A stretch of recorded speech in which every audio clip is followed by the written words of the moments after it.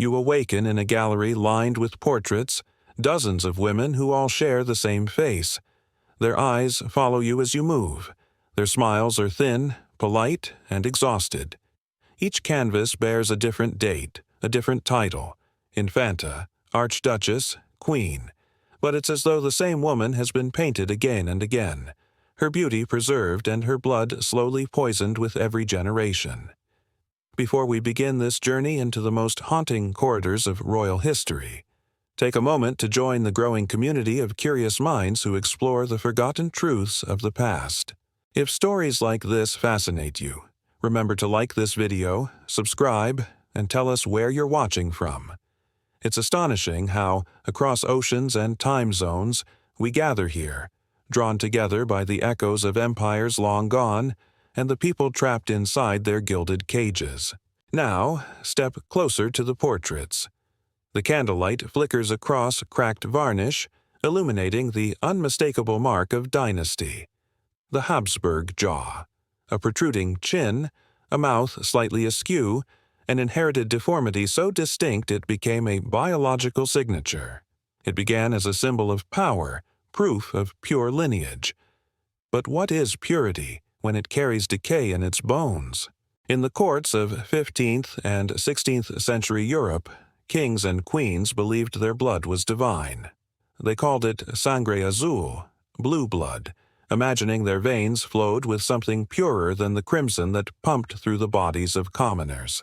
To mix with outsiders was to dilute God's chosen essence. So they married among themselves, cousin to cousin, uncle to niece, aunt to nephew. The royal bed became an altar to control, and a laboratory for suffering. In Vienna, the heart of the Habsburg Empire, marriage was never about love. It was strategy sculpted in silk and ceremony. Courtiers whispered calculations, not affections: which cousin's dowry would secure a border, which niece's womb could weld an alliance. The family motto said it plainly: Bella gerant alii, to Felix Austria nube. Let others wage wars, you, happy Austria, marry. And marry they did, over and over, to the same blood.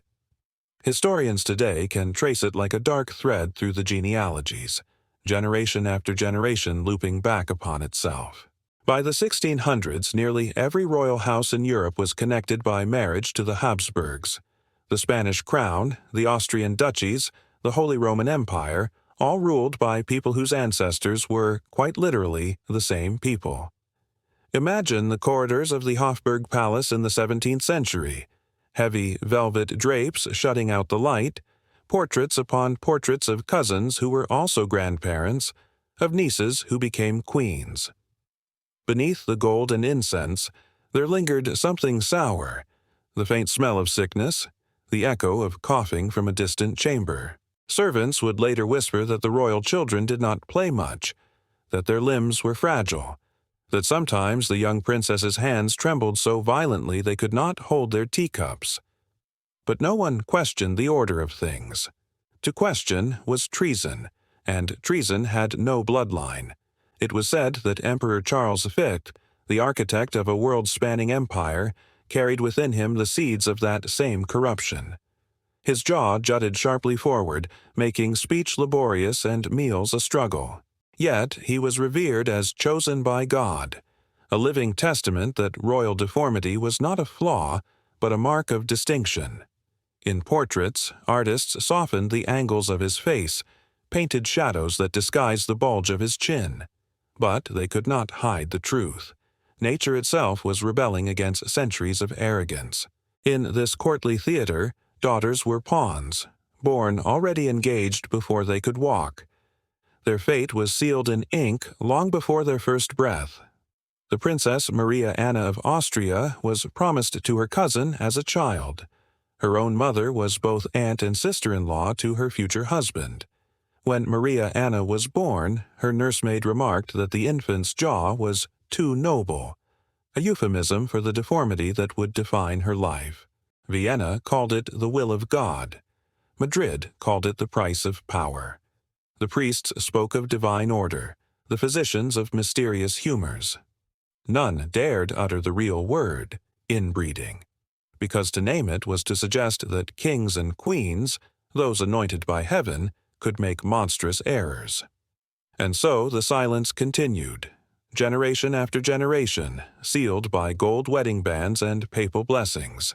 What did these women think, staring into mirrors that reflected not beauty, but the gradual undoing of their own kind? Perhaps they noticed how their daughters' features hardened with each generation.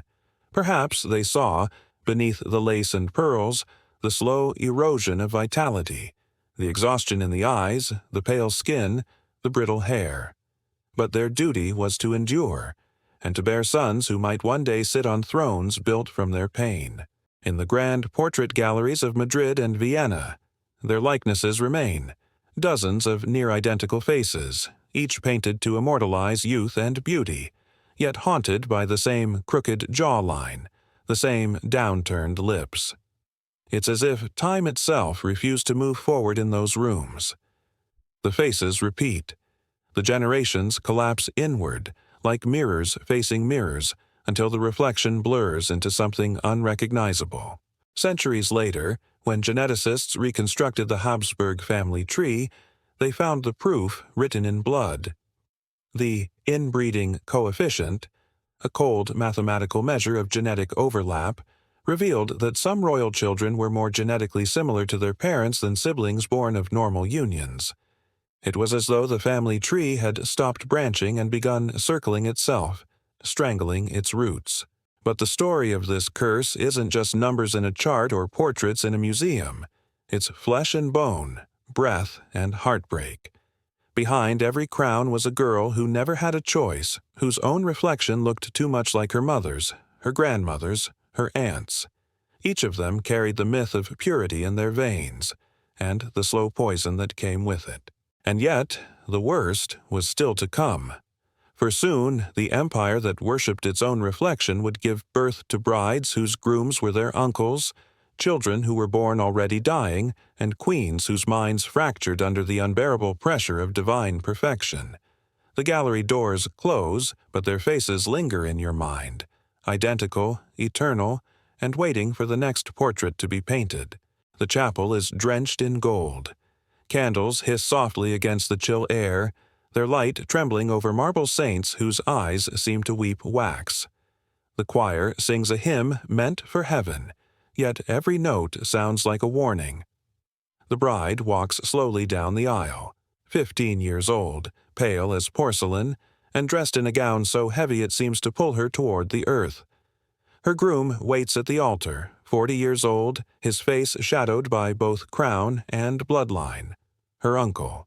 This is the wedding of Margaret Teresa of Spain to Leopold I of Austria, a union celebrated as divine providence and whispered about as a quiet catastrophe. The courtiers bow and smile, their jewels catching the candlelight like so many tiny suns. The priests murmur Latin blessings over what they call a holy alliance, while beneath the incense and organ music, the air reeks of inevitability. She looks up once, meeting Leopold's eyes. There is no fear in her gaze, only the kind of exhaustion learned young, the kind that has no language. Her mother taught her to curtsy before kings. Her confessor taught her that obedience was godliness. What no one taught her was that she would be sacrificed to preserve a bloodline already collapsing beneath its own perfection. Outside, Vienna's bells toll in celebration. Inside, Margaret's body trembles beneath her gown. Somewhere in the vastness of the cathedral, a draught brushes the flames, and for a heartbeat, the light flickers as if in protest.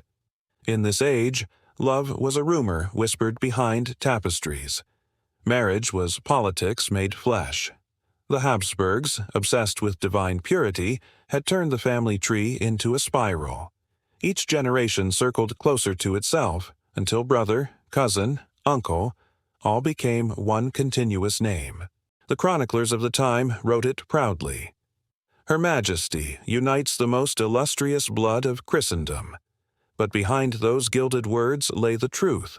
She was the niece who became a wife, the daughter whose body carried the burden of 2 centuries of the same face. In the royal apartments, after the ceremony, The silks are unpinned, the tiara set aside. Margaret's maid, trembling as she loosens the corset strings, dares not meet her mistress's eyes. The candles burn low. The corridors outside are lined with guards who will pretend not to hear what comes next. The emperor approaches his child bride as duty commands, and history falls silent. What does it mean to be born for alliance, not affection? To bear heirs for a man who once dandled you on his knee as a child? The question is too cruel for the priest to ask, too dangerous for the courtiers to answer. But it lingers, unspoken, like the faint scent of wax and iron in the air. Years pass, and the portraits change. The little girl becomes a woman painted in regal stillness, her eyes shadowed, her jawline unmistakably Habsburg. In every depiction she holds a small dog or a fan, symbols of loyalty and grace. But the artists never quite capture the frailty of her hands, the tightness of her mouth when the pain flares. Letters from her physicians speak of convulsions, of weakness in the limbs, of fevers that return with each pregnancy. Her body was failing the empire, and yet Margaret did what all her foremothers did. She endured. She smiled through ceremonies, stood beside her husband-uncle at court, and performed the role written for her before she was born. But even in the splendor of Vienna, there were whispers. The court physicians noted that the emperor himself, Leopold, suffered from the same family afflictions: the protruding chin, the narrow palate, the difficulty speaking clearly when fatigued. Their union was not only sacred, it was genetic repetition. When their only surviving child was born, pale and sickly, the palace erupted in prayers. Bells rang for days, as if noise could drown out fear. The infant, another delicate echo of her ancestors, would never reach adulthood. The bloodline was thinning to transparency. Margaret Theresa died before her 22nd birthday. Some said of childbirth complications, others of melancholia. In truth, it was likely both, the body and the spirit collapsing together under the weight of expectation.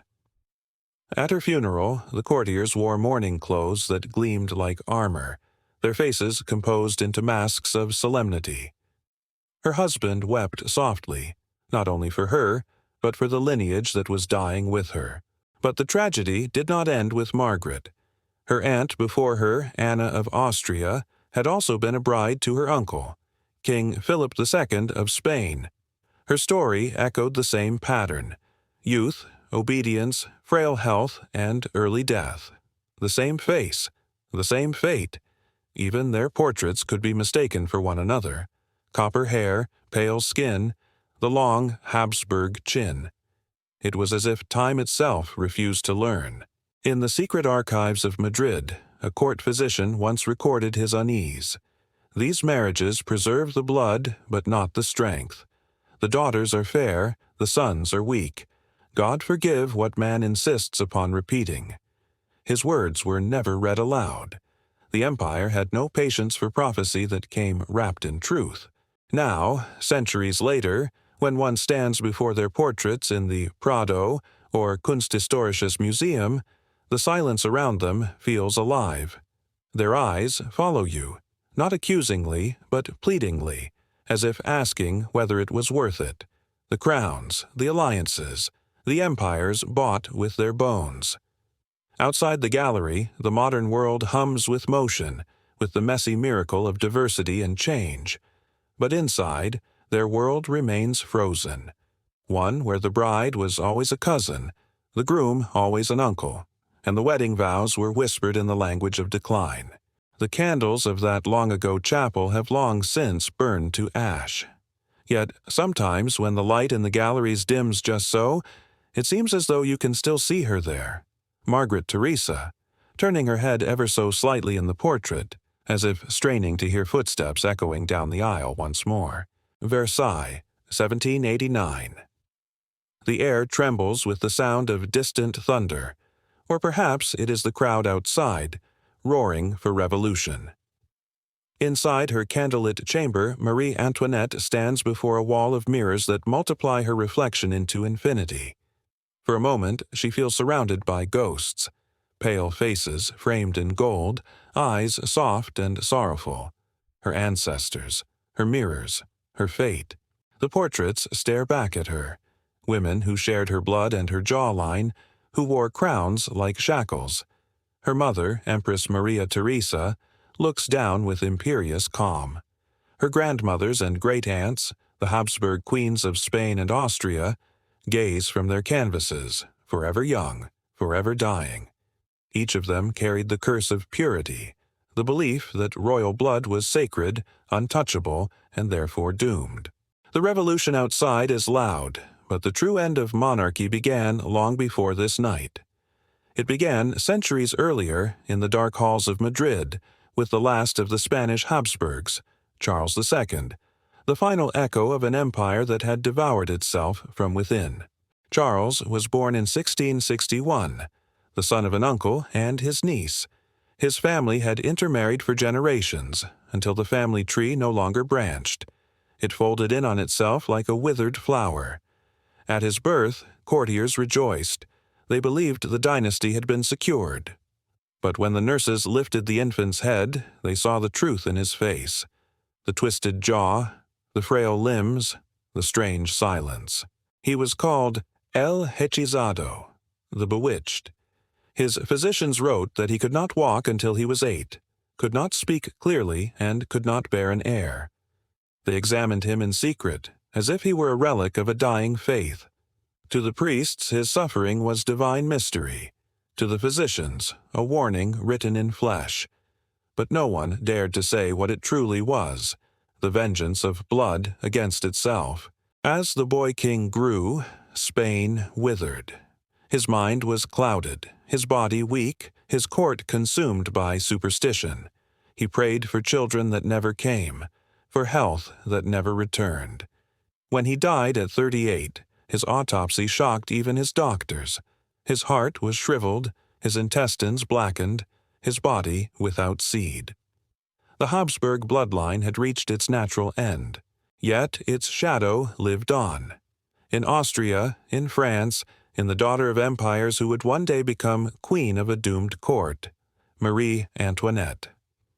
Born in Vienna, the youngest of 16 children, she was trained not for choice but for duty. Her marriage to the French Dauphin was arranged before she turned 15. Her dowry was peace. Her body, a treaty. The same purity that had destroyed Charles II was praised again in her veins. And, like him, she would pay for it. At Versailles, every pregnancy became a public event. Courtiers waited outside her chamber doors to count the cries. The physicians whispered about her fainting, her exhaustion, her difficulty carrying children to term. "Her Majesty is delicate," they said, a word used so often in royal courts it had become a synonym for decay. The queen smiled as she had been taught, but each portrait painted of her tells the truth her courtiers could not speak: the pallor of her skin, the distant look in her eyes, the tired grace of a body struggling against centuries of inherited weakness. The people of France saw only extravagance. They could not see that Marie Antoinette, like Charles before her, was a prisoner of blood. The revolution that now rose against her was not the first rebellion, it was the second. The first had been nature's own, centuries earlier, when the body began to revolt against the idea of divine purity. Now, as the mob swells outside, Marie stands at her window and listens. The air smells of iron and smoke. Her reflection in the glass merges with the portraits behind her, as though she has become one of them already. She whispers into the silence. "It began before me." The guards enter. She turns, composed, her white gown catching the light like frost. The end has come, not by sword or sin, but by inevitability. The bloodline that believed itself chosen by God has reached its last breath. Months later, when the blade falls in Paris, the crowd cheers. But history knows better. What died that day was not only a queen, but a lineage, a long, slow extinction born from pride, sealed in marriage contracts, and written in the bones of those who carried it. The portraits remain in their gilded frames, the faces unchanged. Their eyes still follow the light, their mouths still poised in polite despair. The curse of purity has ended, but its silence endures. The age of divine blood has bled itself dry.